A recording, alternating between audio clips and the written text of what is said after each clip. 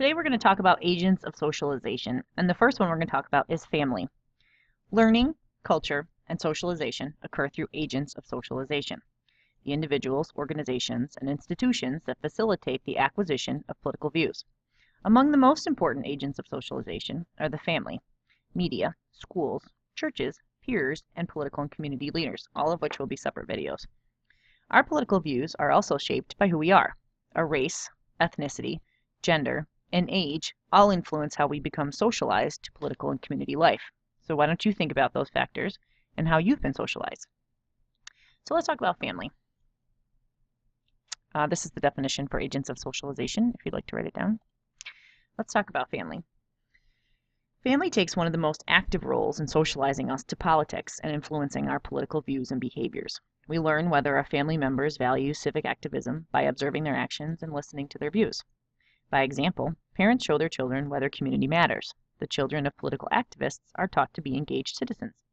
They may see their parents attend city council meetings, host Democratic or Republican or even third-party club meetings in their home, or help local candidates for office by volunteering to campaign door-to-door on a weekend afternoon. Other parents may teach different forms of political engagement. Some young children might attend protests or demonstrations with their parents. Others might learn to boycott a particular product for political reasons. When political activists discuss their own involvement, they often observe that politics is in my blood. In reality, political activism is passed from one generation to the next through example. In other homes, however, parents are not involved in politics or their communities, which is just as important. They may lack the time to participate in political activities, or they may fail to see the value of doing so. They may have a negative opinion of people who participate in politics, constantly making such comments as, all politicians are corrupt, they're just in it for themselves, or it's all about the ego. Such opinions convey to children that politics is not valued and may in fact be frowned upon. A parent's political apathy needs not necessarily sour a son or daughter on politics or civic engagement permanently, however.